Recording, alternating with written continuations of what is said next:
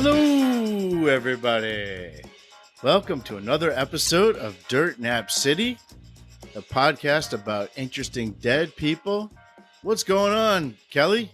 Hey, Alex. I feel like it's been too long since I've heard you say hello to everybody. So I'm glad to be here. I'm glad you said it just like that. Never change, Alex. You keep doing you. Well, we post these every other week. We sometimes binge record these, and so while you guys get a nice diet of this every week or every other week, sometimes Kelly and I go a minute without seeing each other. True. So true. welcome, sir. Yeah. I've got an interesting guy for you today, and I don't want to go too far into the riddles or anything, because I kind of want to just jump right into it. Okay.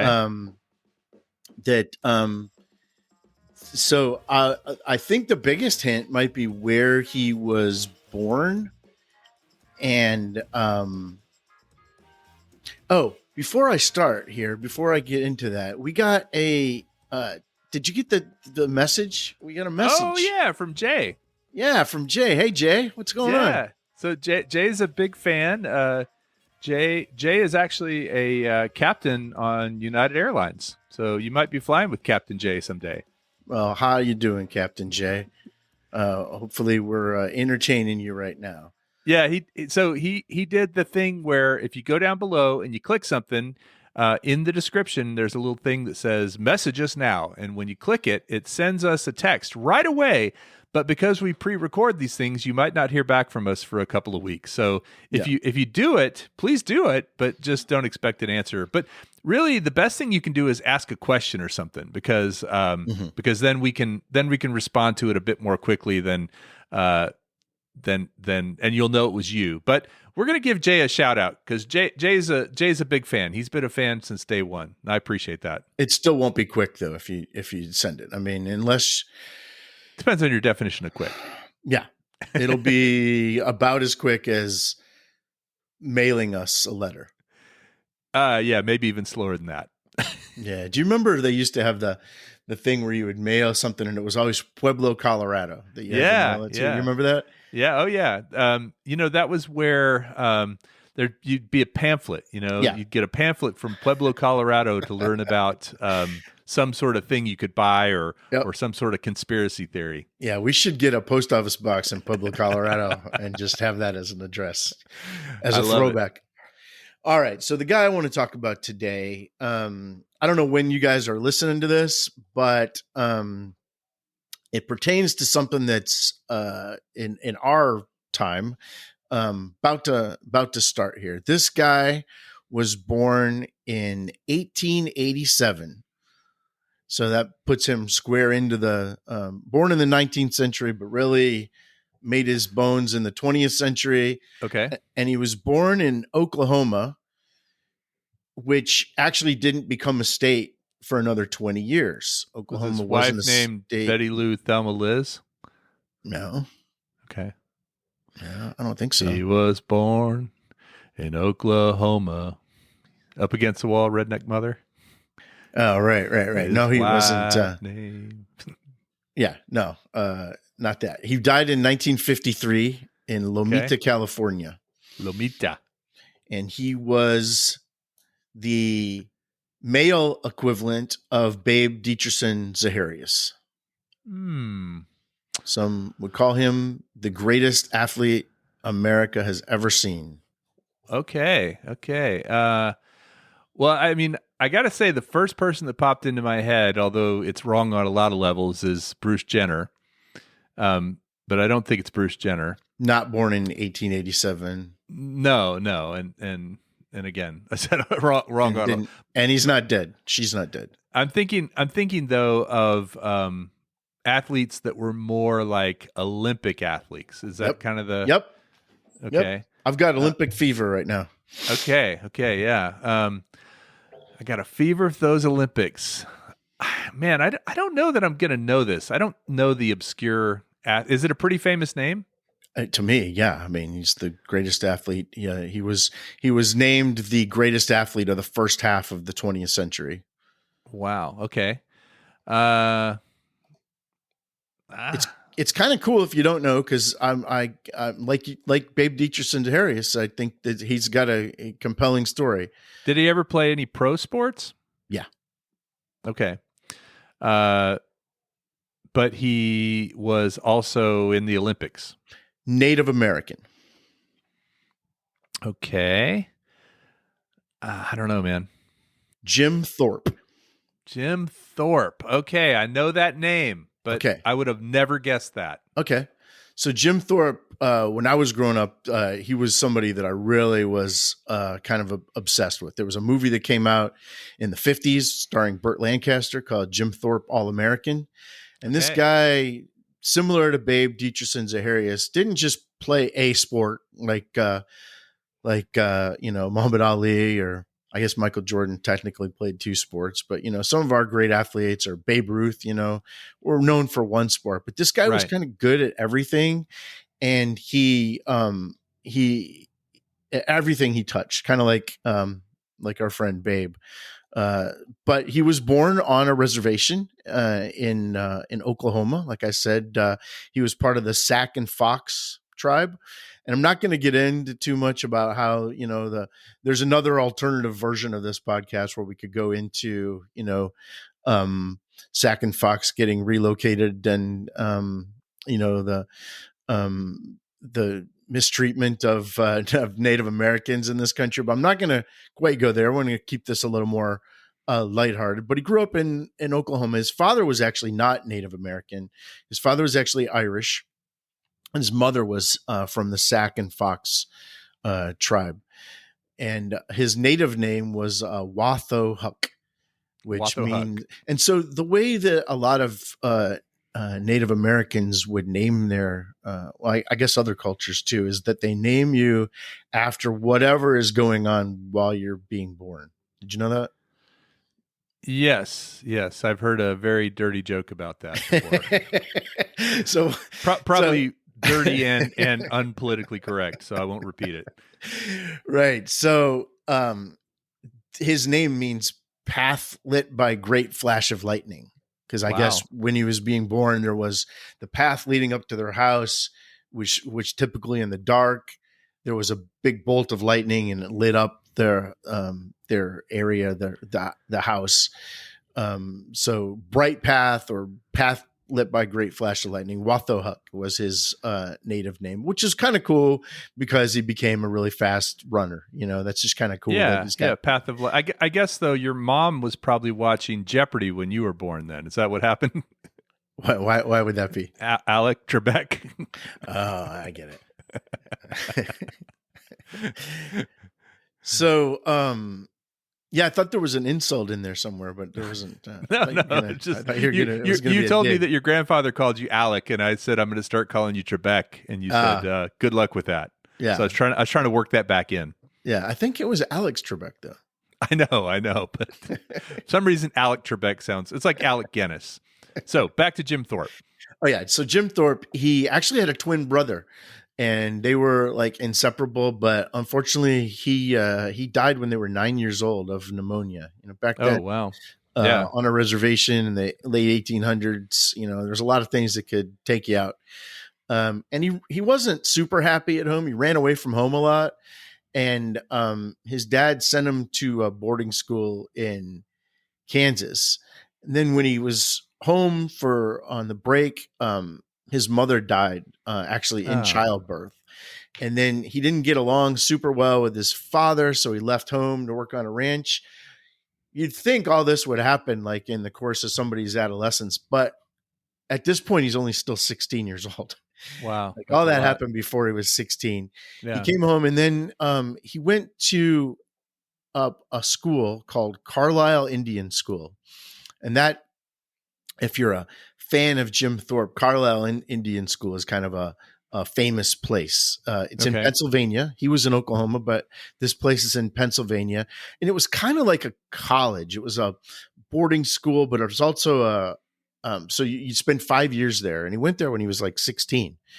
Kind of like a preparatory school, maybe. It was, but it was for Native American kids, and it was meant to Americanize them.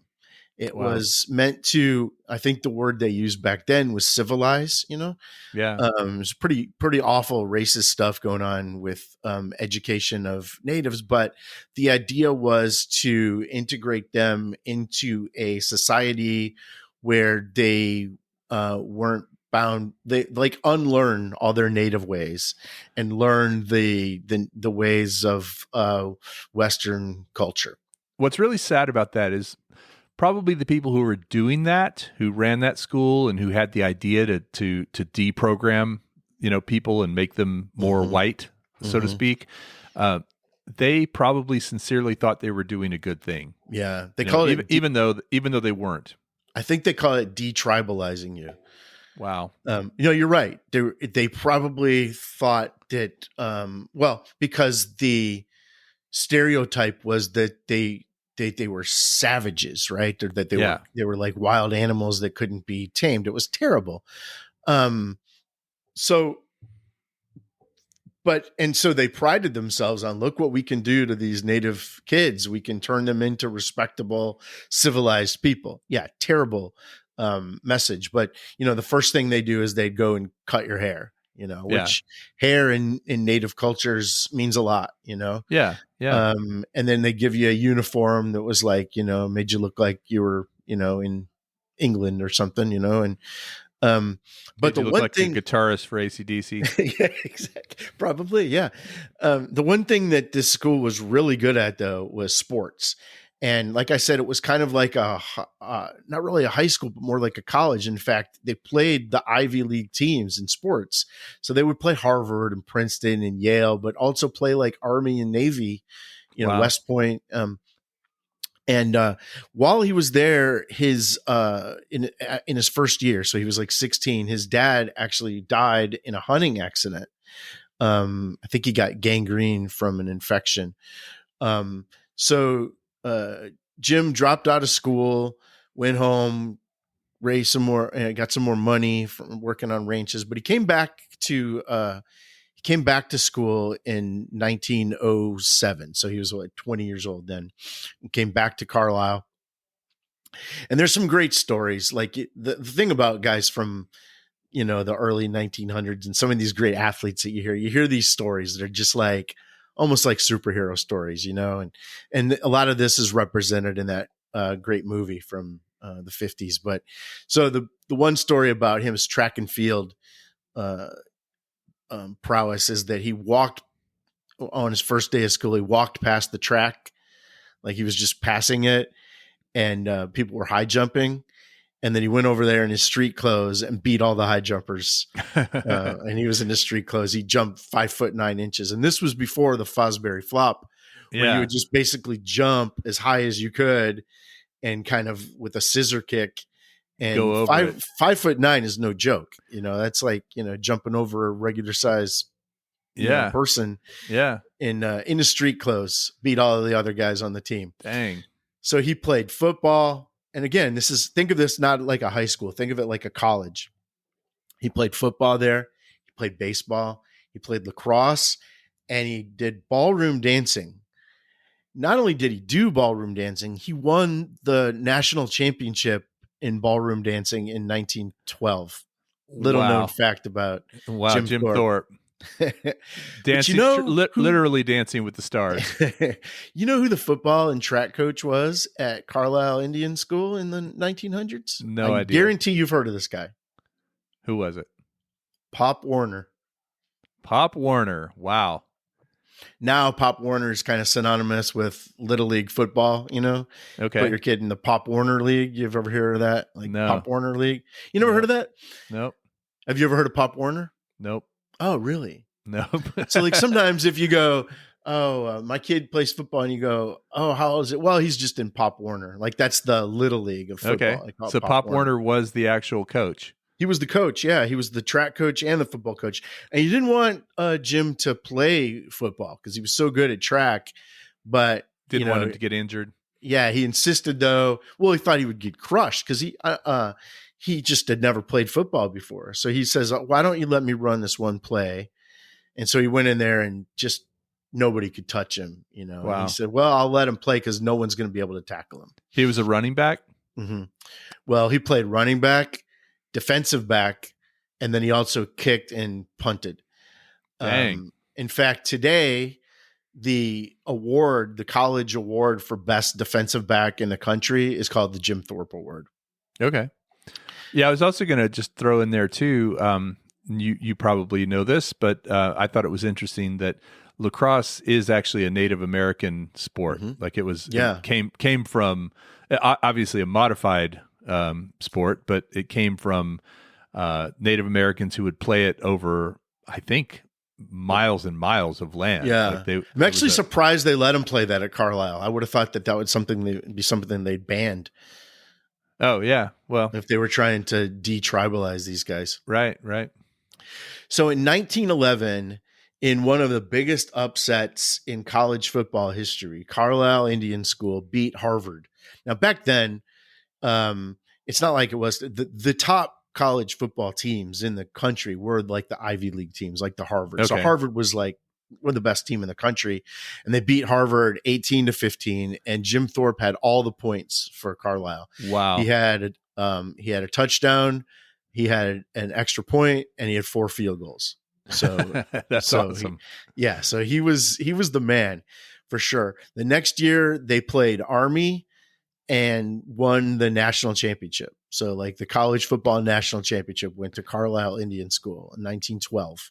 Wow. And the playing Army or West Point, this was a big game. The whole country was glued to kind of paying attention to this. And Pop Warner told them in the pregame speech, he said, he had this big speech. Picture all these Native American guys, and they're about to play West Point.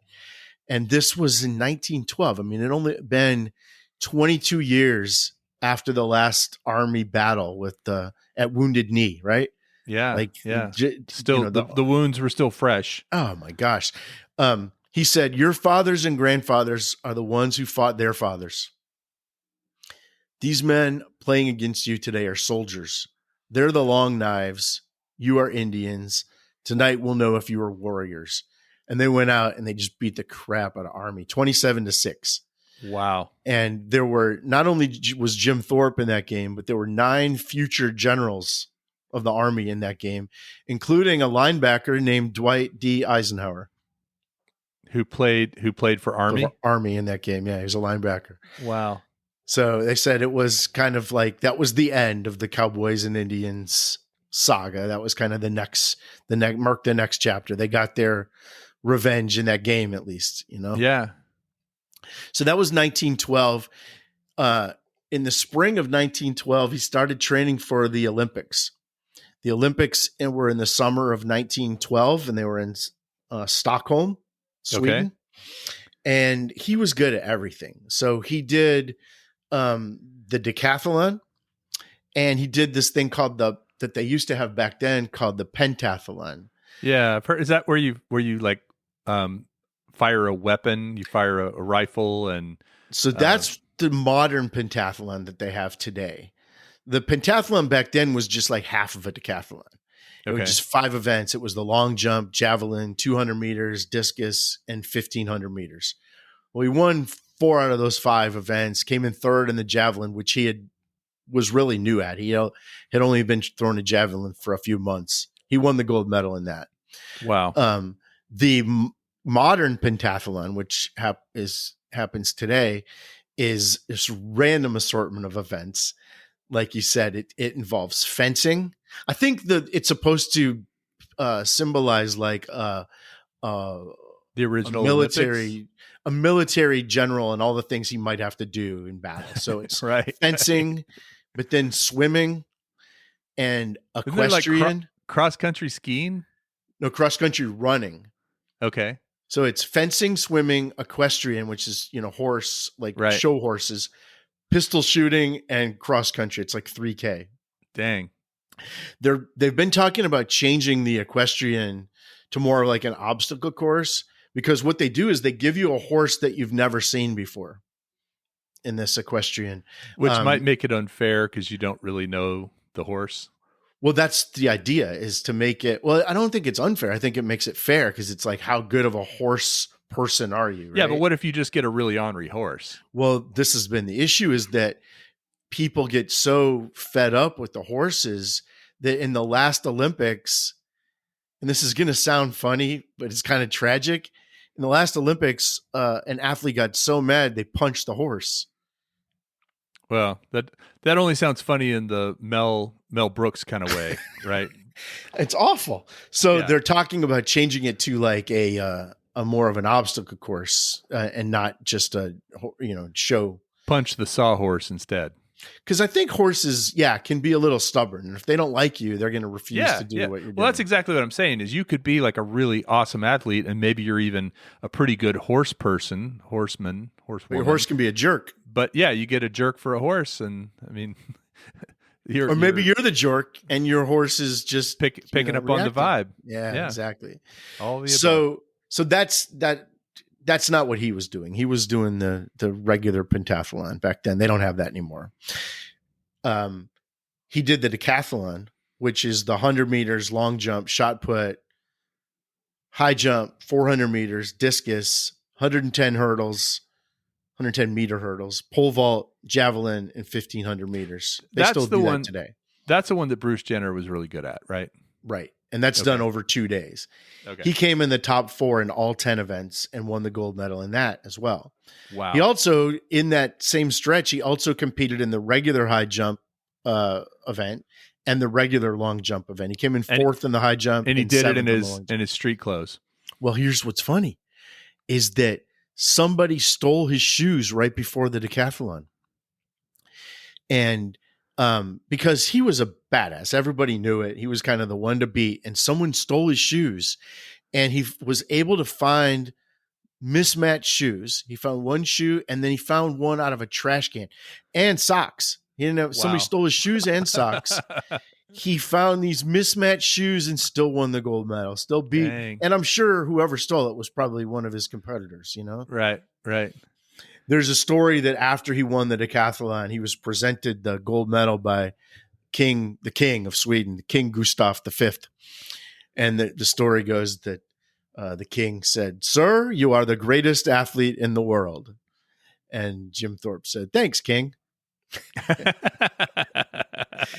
Now, the real serious Jim Thorpe biographies say that never happened, but that story has been, for the last 75 years, that story's been out there. So if somebody says "Thanks, King," they might be referencing that. That might be a callback to Thanks, Jim King. Thorpe. Thanks, like, King. Is that like "Yes, Queen"? Yes, Queen. So he was just a humble dude. Thanks, King. When he got back to the U.S., there was a ticker tape parade for him for all the athletes, but on Broadway in New York. And he said, "I heard people yelling my name, and I couldn't realize how one fella could have so many friends." That's just a sweet guy, right? That's just an earnest guy. Well, there's a problem. So because he had been, I'm sure. So back then, the rules for the Olympics were all about amateurism, right? Right. You couldn't be a professional athlete. Couldn't be a professional athlete. You could not get paid for being an athlete. So about 6 months after the Olympics, the Associated Press found, I think it was Associated Press, they had found that he had previously played semi-pro baseball. Okay. In which he was receiving about $2 a game, which would be about $65 in today's dollars. Yeah, pre-Satchel Paige. Now, lots of guys did this. Like lots of people that were amateur athletes. This is how they paid the bills. They were good athletes, and that's how they made ends meet. But those other guys would use aliases. In fact, the league that he played in was called the Pocahontas League. And that has nothing to do with Native Americans. It was because everyone in the league was called John Smith. Okay. Because everybody was just putting down their name as John Smith because they didn't want to get in trouble with the AAU, right? With people that governed that kind of stuff. And I guess back then there weren't really photos or video or film, or that wasn't as common. It wasn't like they'd see you playing. Like you'd have to go to the Right. ball game to see this guy. Right. Except he was kind of famous, but he Yeah. never used an alias. He always used his regular name, I think, because he was a stand-up guy and he didn't want to do anything wrong. And so the Olympic rules said that any protests about anything like amateurism or anything had to be made within 30 days of the games. Well, this was 6 months later, but didn't matter. He was stripped of his medals. They took away his gold medals. They took away any references to him in the history books that were like official Olympic records. It kind of sucked that one of the guys, the guy who was kind of in charge at the time, this guy Avery Brundage, who became famous later on by not standing up to Hitler and going along with the Olympics in 1936. He actually competed against Jim Thorpe in the decathlon, but he was like, ignorance is no excuse. We're going to strip you of your medals. Wow. So this poor guy, like I say, he got $2 a game, and he got stripped of his medals. I think it would be naive to say that racism didn't have anything to do with this. Sure. But they wanted this guy. They had him up here, and then they kicked him when he was down. He actually, after the Olympics, he played in Major League Baseball. He played for the New York Giants. He played for the Reds. He played for about 6 years. He played Major League Baseball, just professional. This is the early days of baseball, but he was playing like big time baseball for major league teams. And then in 1915, so while he was playing baseball, he signed with the Canton Bulldogs to play professional football in what later became the NFL. And he was actually the first president of the NFL. And so he actually played baseball for the New York Giants and football for the New York Giants. Wow. He played football from 1915 until 1928. He played till he was 41 years old. He played professional football. He's in the Pro Football Hall of Fame. He's a really good football player. Yeah. Not a great baseball player. He said he could never hit the curveball. But he was good enough to, be a major leaguer. And then in 2005, so some 50 years after he died, somebody found a book that indicated that he played pro basketball in 1926 for a team called the World Famous Indians. It was kind of like the Harlem Globetrotters that would go around and do little shows. Yeah. And that was 2005 that they found this. Like that book had been hidden all that time. And he died in the 50s? Yeah. Yeah. He died in 1953.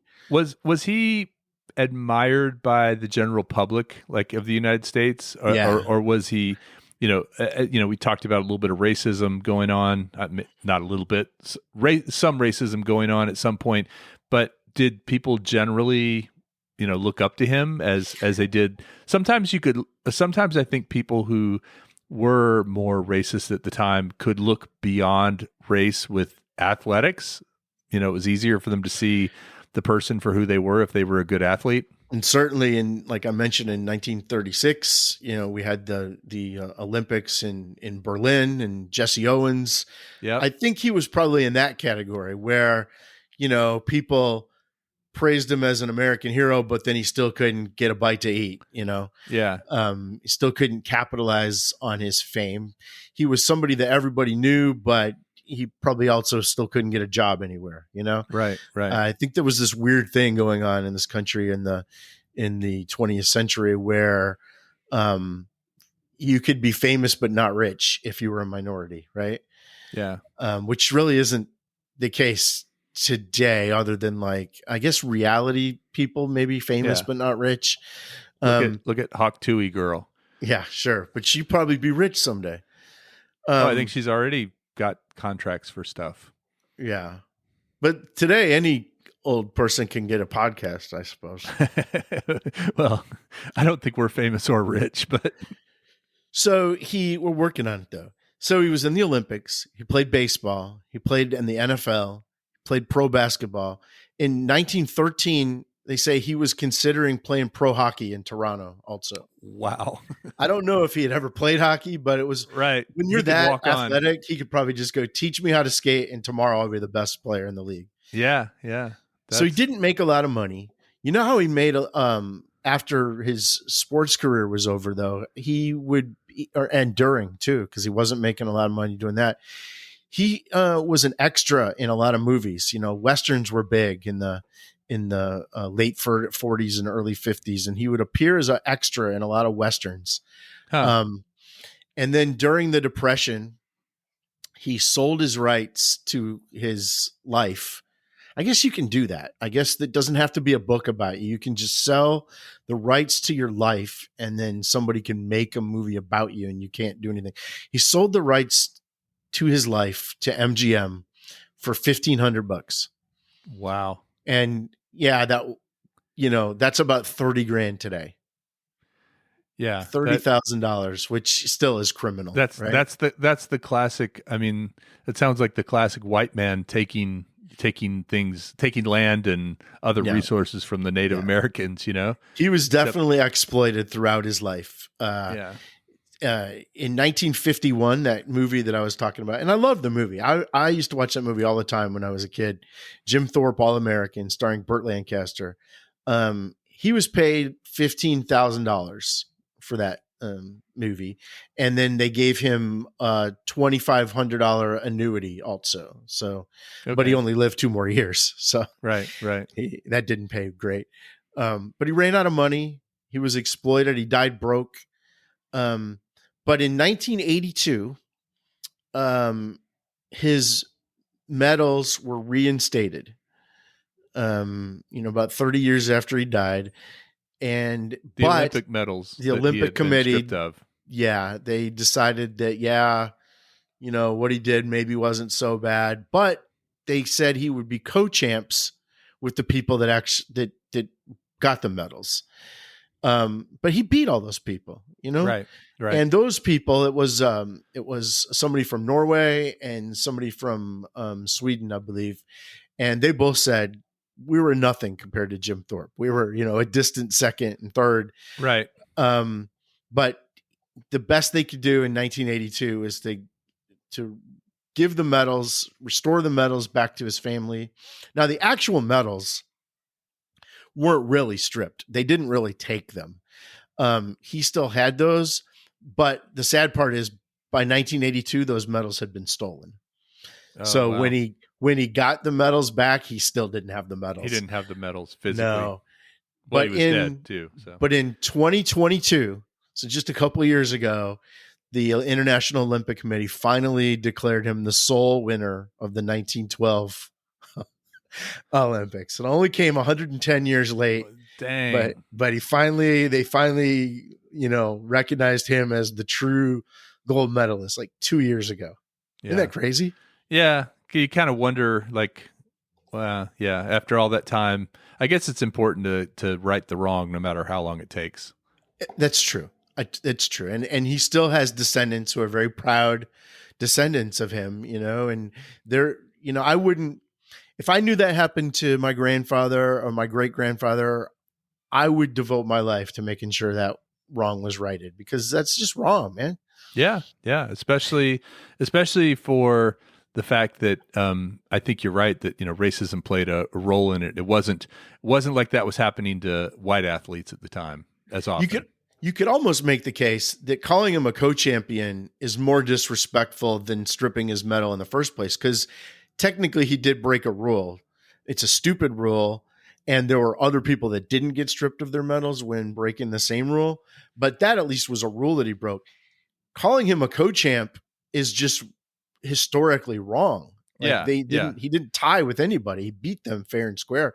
In a way, that was more of a slap in the face than the first, slight. Yeah, I agree. So they made it right, even though it was, like I said, generations later. Now there's a town in Pennsylvania called Jim Thorpe, Pennsylvania. Okay. It's about 100 miles from the Carlisle Indian School. He had never actually been to this town. It was named after him. In 1954, so like a year after he died, there were 2 towns in Pennsylvania, one called West Mach Chunk and East Mach Chunk. Oh, And wow. they had decided to merge, and they decided they were going to merge. And in order to get a little publicity, they were going to call themselves, with permission from the family, they were going to call themselves Jim Thorpe, Pennsylvania. It was a year after he died. So, you ask about respect. I think it was, the movie came out in, 1951. He was actually in, I think he was in the movie, like as a back in the background. He was like played a ref or something in the background. Okay. But this town was all in on calling themselves Jim Thorpe. They, in kind of a creepy move, they bought his remains from the family, had his remains relocated to Jim Thorpe, Pennsylvania from Oklahoma. And there's a nice statue of him. And then he's buried under there, even though he had never been there. And then in a pretty cool touch, they took soil from where he was first buried in Oklahoma, and they took soil from the Olympic Stadium in Stockholm, and it's at the base of his statue. They have soil from both of those places. So kind of a cool little tribute to Jim Thorpe. In 1950, so halfway through the 20th century, the Associated Press named him the greatest athlete of the first half of the century. So he beat out like Babe Ruth and Jack Dempsey and those kind of. Like you said, he was a person that did all kinds of sports and was kind of good at everything. I totally agree that somebody like that should be, if you're going to name an all-around greatest athlete, even somebody like that who is good at so many things and won at so many levels, in different sports, would to me be a better choice than somebody who just played one sport. Sure. Like a Michael Phelps is a great athlete. Yeah. But I've never seen him run. Right. Never seen him jump. Only seen the guy swim, right? Yeah, that's all he does.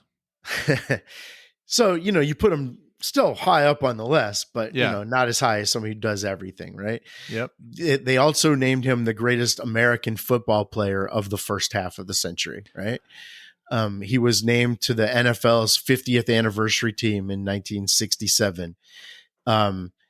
At the end of the century, they had all those, best athletes of the century.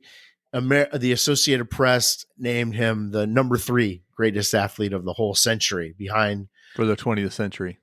Yeah, behind Babe Ruth and Michael Jordan.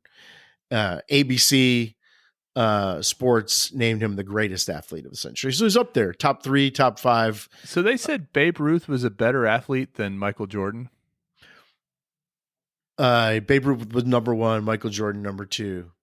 Wow. And I think when you do that, you're not saying who could beat who in a race.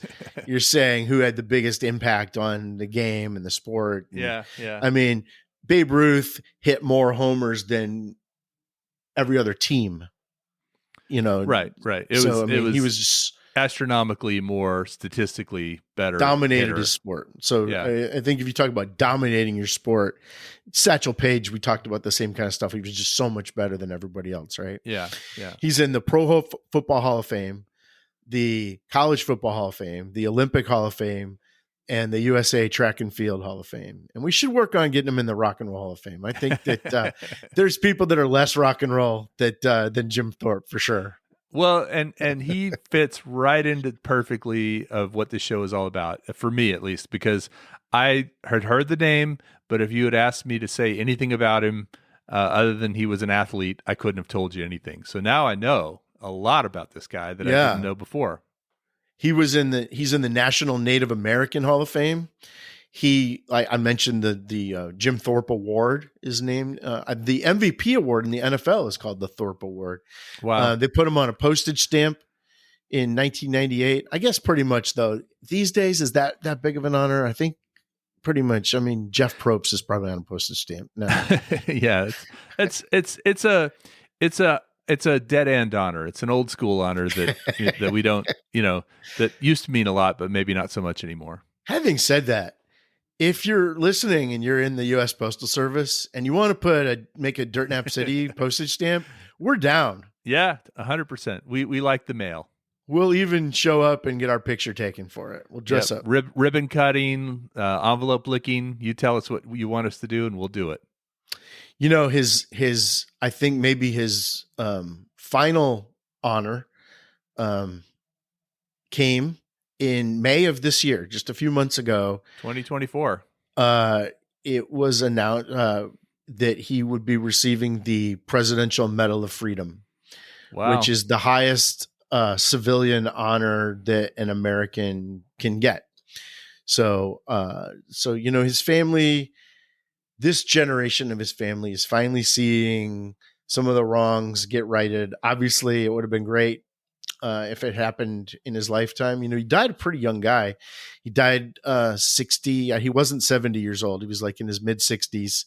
He was kind of a contemporary of Babe Dietrich and Zaharias. He was a little bit younger, but they died, I think, the same year. Yeah, around the 50s. Yeah. I saw a great picture today of the two of them. Just a really cool picture.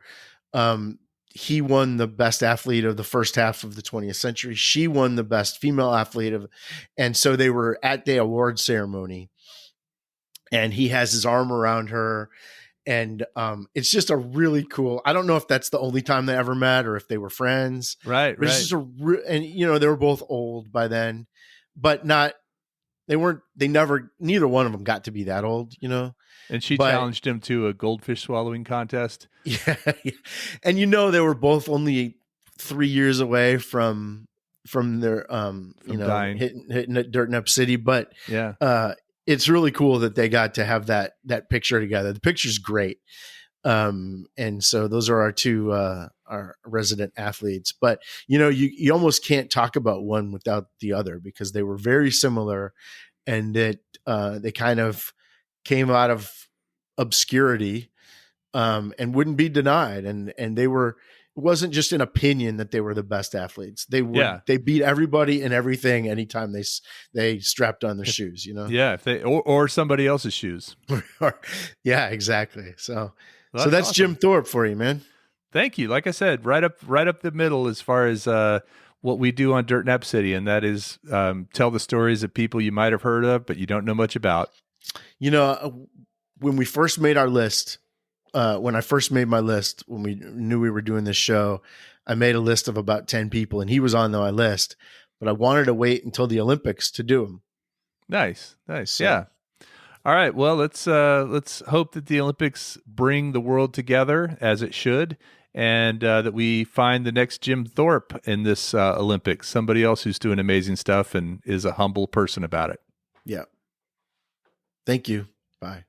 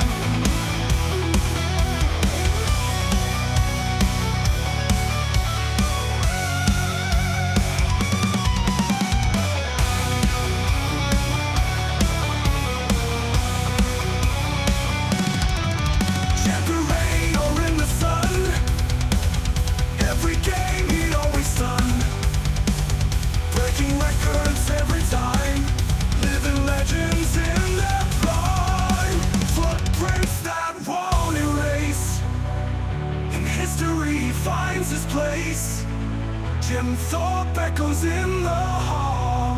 Hear his name as crowds call. Champion's heart never fades.